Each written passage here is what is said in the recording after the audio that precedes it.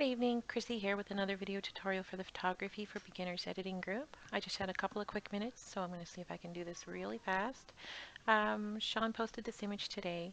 It's a background swap where he replaced the sky, and he wanted to know how to get rid of the original sky in some of these open spaces within the selection of the Eiffel Tower that he made. So I'm going to give that a try.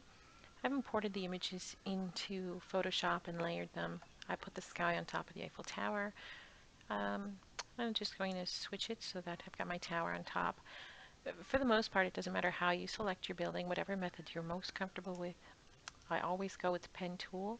It's super easy, especially for something that is as simple as the Eiffel Tower. You just want to zoom in to make sure that you're getting everything selected. And when you get to curves, you just have to make sure that the beginning and the end of your curve is where you want it. And then you click and drag those handles out until it matches what you're trying to select, and then hold the Alt key over that handle and reposition it to change the direction that your next stroke is going to take.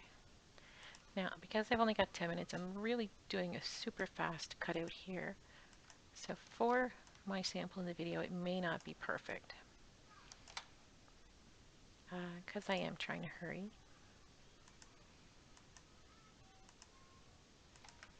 Pen tool with the sharp angles is easy because I'm really just clicking everywhere that changes direction.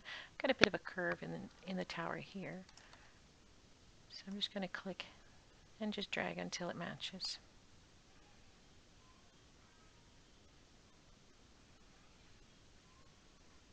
As close as I can.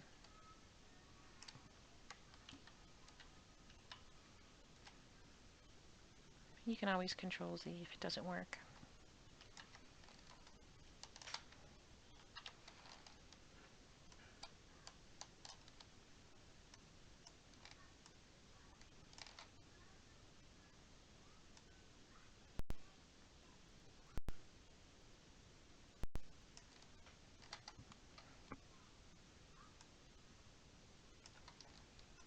And again, just trying to work really quickly to keep the video under 10 minutes here.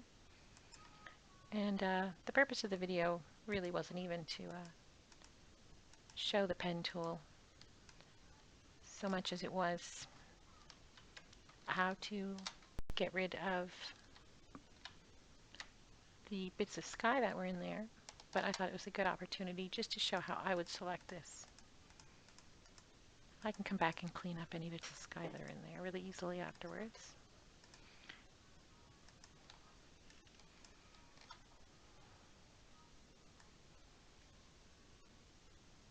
That's probably a pretty terrible selection, but I am trying not to run out of time here. I can show you my finished edit that I did before that just took me a couple of minutes longer on the selection. But for now, I'm just going to try and get this. There we go. And just this little bit here.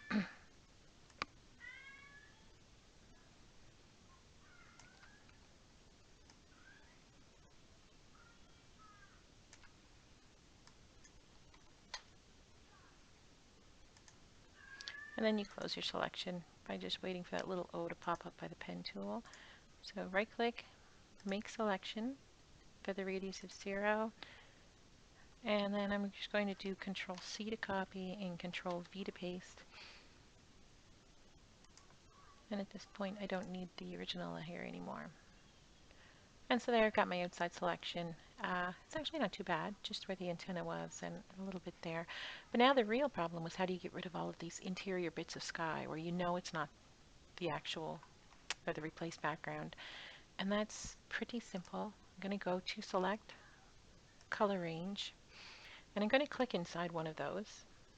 And because it's such an even color that was behind it that day, it's really easy. Now the fuzziness is going to be how sharp I want that selection, and I want to make sure I see lots of white dots because the white dots are going to be what's affected, and you may have to trial and error this number here. So I'll say OK. It selects those white areas, and I hit delete and deselect, and they're gone. There's still just a little bit remaining, so you hit Control Z, Control Alt Z, and we'll go back and pick something maybe a little less fuzzy. So color range, and actually maybe we'll go up a little bit. Try 89. And there we go. So all of those bits are gone, all the bits of sky. And that's how I did the edit. It even took care of most of what was up around the antenna and what was peeking out around the edge. I could have done a color range just from the base image here, but there were different colors that would have had to have been taken into consideration. So it was easier to cut out this nice angular edge. There we go. And then when you're all done, you just need to crop your image to the size that you want. We'll keep out that guy's head there.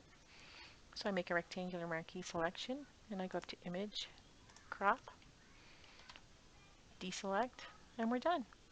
So the actual selecting of the outside of the Eiffel Tower is what took the longest, but getting rid of these inside bits was just a couple of clicks in color range. So I hope that that tutorial helped you out.